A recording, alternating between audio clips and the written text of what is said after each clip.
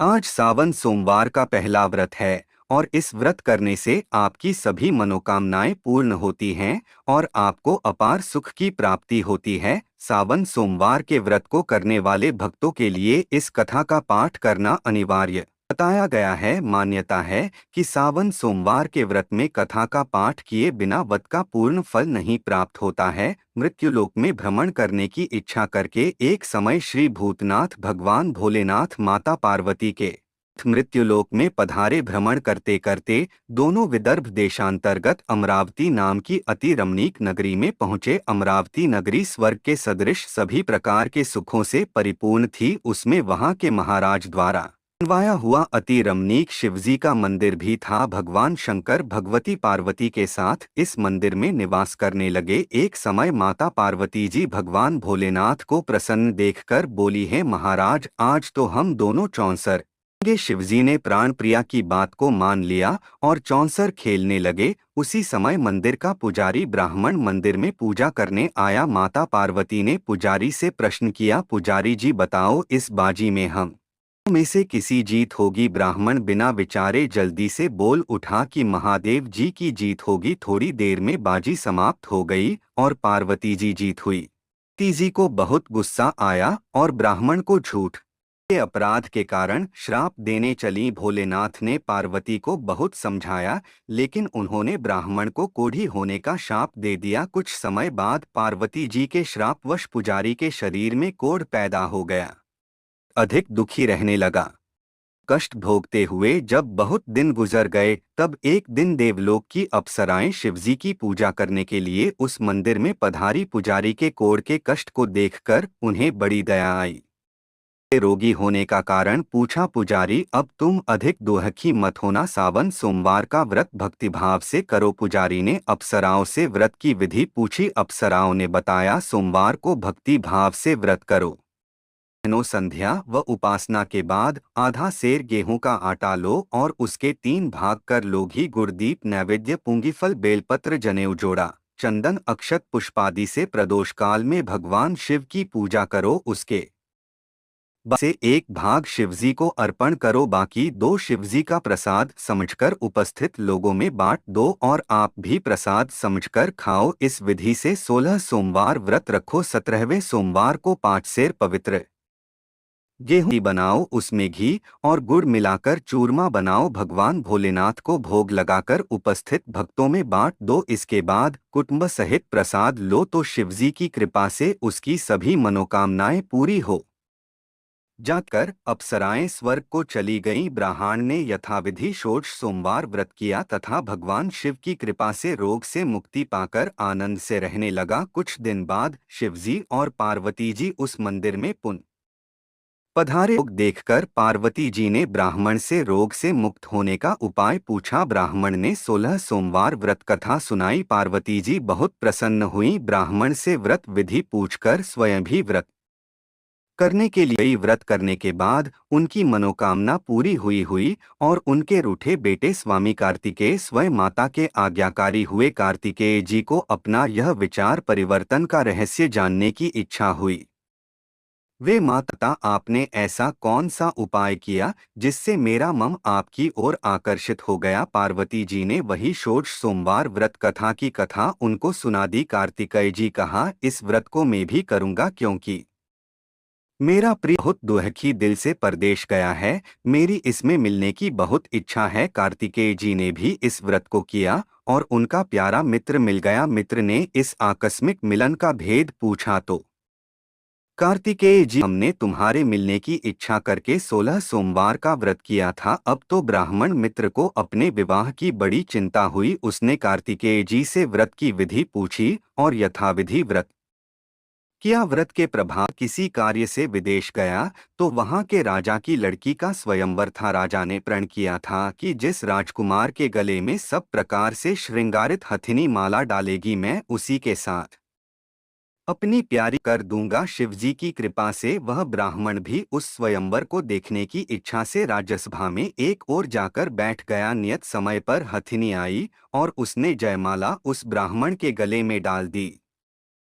राजा के अनुसार बड़ी धूमधाम से अपनी कन्या का विवाह उस ब्राह्मण के साथ कर दिया और ब्राह्मण को बहुत सा धन व सम्मान देकर संतुष्ट किया। ब्राह्मण सुंदर राजकन्या पाकर सुख से जीवन व्यतीत करने लग। कन्या ने अपने पति से प्रश्न किया, हे प्राणनाथ, आपने ऐसा भारी पुण्य किया था जिसके प्रभाव से हथिनी ने सब राजकुमारों को छोड़कर आपको वरण किया। ब्राह्मण बोला, हे प्राणप्रिय, मैंने अपने मित्र कार्तिकेय जी के कथनानुसार 16 सोमवार का व्रत किया था, मुझे तुम जैसी रूपवान पत्नी की प्राप्ति हुई है। इस व्रत की महिमा सुनकर राजकन्या को बड़ी हैरत हुई। वह भी पुत्र की कामना करके इस व्रत को करने लगी। शिवजी की दया से उसके गर्भ से एक अति सुंदर और विद्वान पुत्र उत्पन्न हुआ। माता और पिता उस देवपुत्र को पाकर अधिक प्रसन्न हुए और उसका लालन पालन अच्छी प्रकार से करने लगे। जब पुत्र समझदार हुआ तो एक दिन उसने अपनी माता से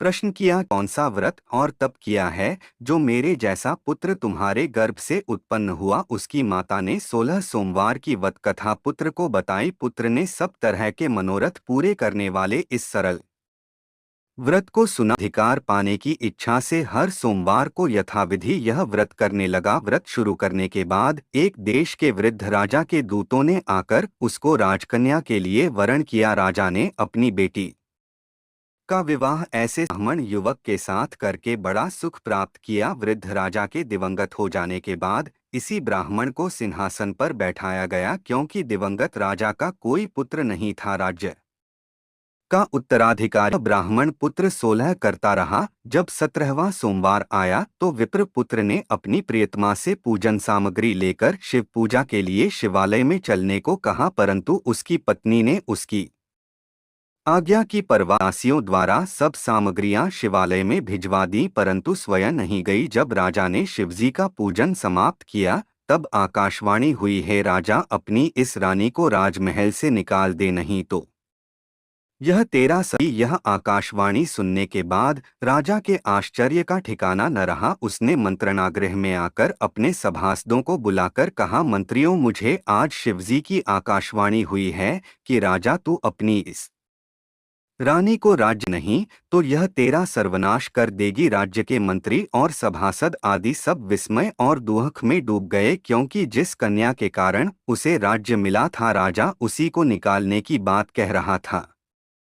यह कैसे हो? राजा ने मंत्रियों की परवाह नहीं की, उसने अपनी पत्नी को राजमहल से निकाल दिया। रानी दुखी हृदय से भाग्य को कोसती हुई राज्य से बाहर चली गई। बिना पदत्राण, फटे हुए वस्त्र पहने, भूख से दुखी हृदय से हुई चली जा रही थी कि उसकी अचानक एक करुण बुढ़िया से भेंट हुई जो सूत काट कर बेचने जाती थी। रानी की करुण दशा देखकर वह बोली, चल तू मेरा सूत बिकवा दे, मैं बूढ़ी हूँ, भाव करना नहीं जानती हूँ। रानी ने बुढ़िया के सिर से सूत की गठरी उतारकर अपने सिर पर रख ली। थोड़ी देर के बाद आंधी आ गई और बुढ़िया का सूत पोटली सहित उड़ गया। बेचारी बुढ़िया पछताती रह गई। उसने रानी को डोट अपने से दूर। इसके बाद रानी एक तेली के घर गई तो शिवजी के प्रकोप के कारण तेली के सभी मटके उसी क्षण चटक गए। तेली ने भी रानी को अपने घर से निकाल दिया। बहुत से दुख उठाती रानी एक नदी के किनारे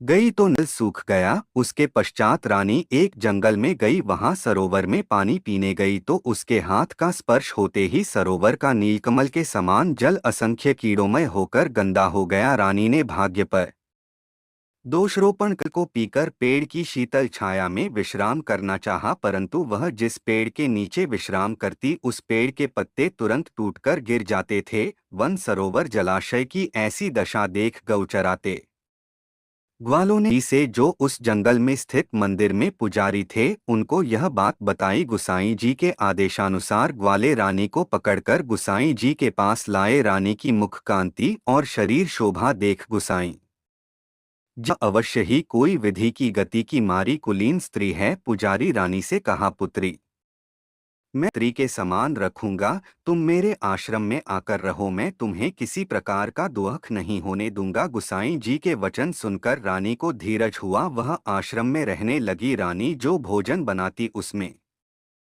कीड़े कर लाती उसमें भी कीड़े पड़ जाते। रानी की यह दशा देख गुसाई जी भी बड़े दुखी हुए और रानी से बोले, हे पुत्री, तुम्हारे ऊपर कौन से देवता का प्रकोप है जिससे तुम्हारी ऐसी हालत हुई है। की बात सुनकर रानी ने शिवजी महाराज के पूजन का बहिष्कार की बात बताई तो पुजारी जी शिवजी महाराज की अनेक प्रकार से स्तुति करते हुए रानी से बोले कि पुत्री, सब मनोरथ पूरे करने वाले 16 सोमवार को करो, उसके प्रभाव से इस कष्ट से मुक्त हो सकोगी। गुसाई जी की बात मानकर रानी ने 16 सोमवार व्रत किए। 17वें सोमवार को विधि विधान सहित पूजन किया। उस पूजा के प्रभाव से राजा के हृदय में विचार आया कि रानी को गए हुए बहुत समय बीत गया, न जाने कहाँ भटकती होगी, उसे ढूंढना चाहिए।